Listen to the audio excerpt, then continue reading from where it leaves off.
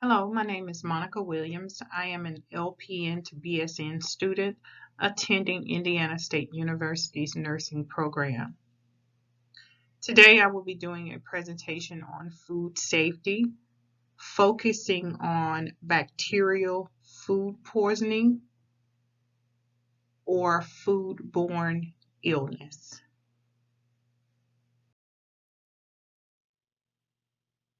Now we will discuss the populations at risk for food safety or foodborne illness, and that would be young children 5 years or younger, adults 65 years of age or older, pregnant women, and those individuals who have suppressed immune systems.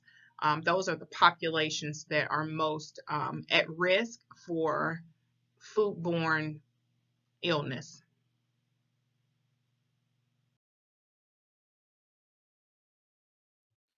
The learning objectives for this presentation is that the learner will be able to state at least 3 food safety terms. The learner will be able to name the 2 top bacteria causing pathogens. The learners would also be able to list 5 ways to handle food safely. And lastly, the learner will be able to list the 2 most highly contaminated foods.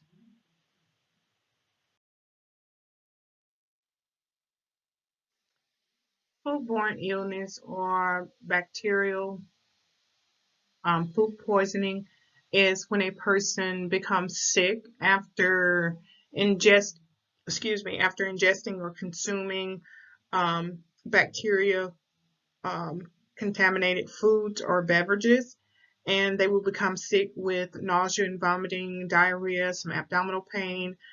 They will be fatigued and sometimes even have very bad stomach pain.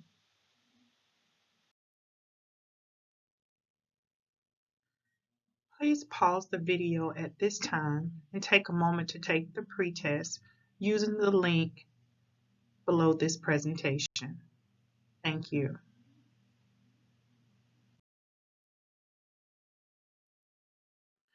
Now we're going to talk about some food safety terminology, and the first one we want to discuss is cross-contamination. And what cross-contamination is when bacteria gets on food from something else, like from other food, from hands of the individual, from countertops, and etc. For example, it's a cross contamination when you have raw meat that gets on cooked meat. That is considered cross contamination. The next term we want to discuss is detergent. And what detergent is, it's a cleansing solution that's synthetic and has been approved. It has to be approved by the Food and Drug Administration or the FDA to remove dirt and germs and impurities from the food, and it cannot come into contact with organic foods.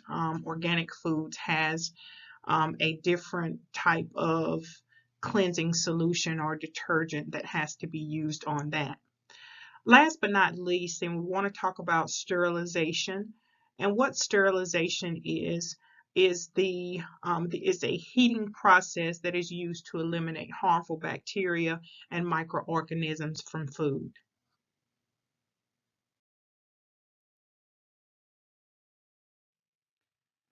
Bacteria that is noted when it comes to food that causes foodborne illness.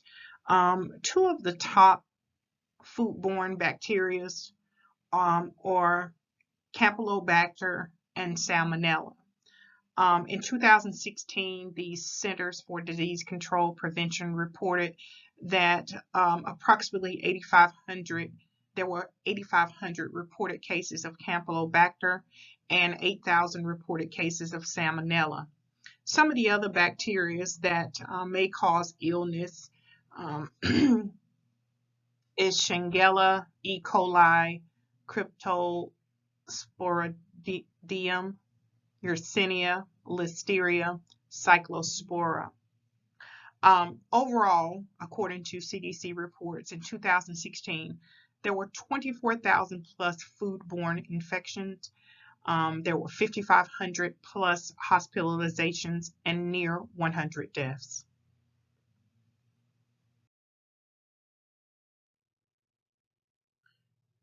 Two of the most highly contaminated foods are poultry and beef. But on the other hand, there are other things that can be contaminated with bacteria and cause foodborne illness. And it can just simply come from handling meat, not just consuming the meat, but it can also come from handling the meat. We can also get foodborne illness or bacteria from consuming unpasteurized milk, untreated water, and also contaminated fresh produce.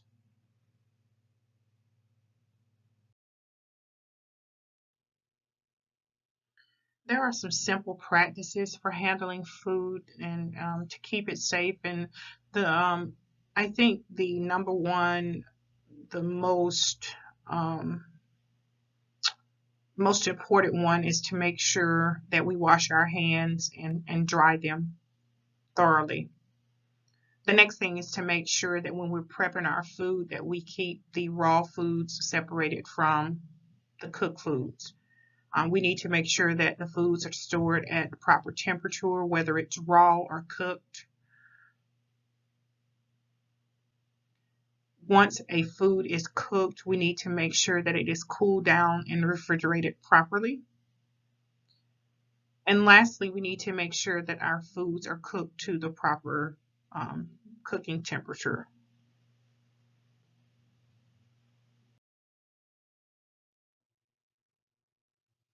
According to Healthy People 2020, their goal is to reduce foodborne illness in the United States by improving safe food handling practices. They also reported that on a yearly basis, about 48 million Americans are ill with bacteria contaminated foods. Out of that 48 million, 128,000 of those individuals are hospitalized, and approximately 3,000 of those end up passing away. Investigations for improving food handling safe practices are underway. They want to take a look at the whole process of getting the produce, the meats to the store. So they would like to investigate all the way from the farmer to processing and packaging on up to distributing and transporting and storing the food items in the retail grocery stores to see where the downfall is and why there is such an increase in bacteria food poisoning.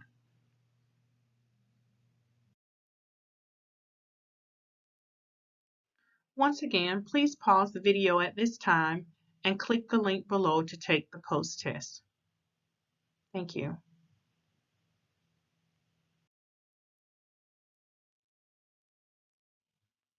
Thank you for watching my presentation on bacteria food poisoning or food safety.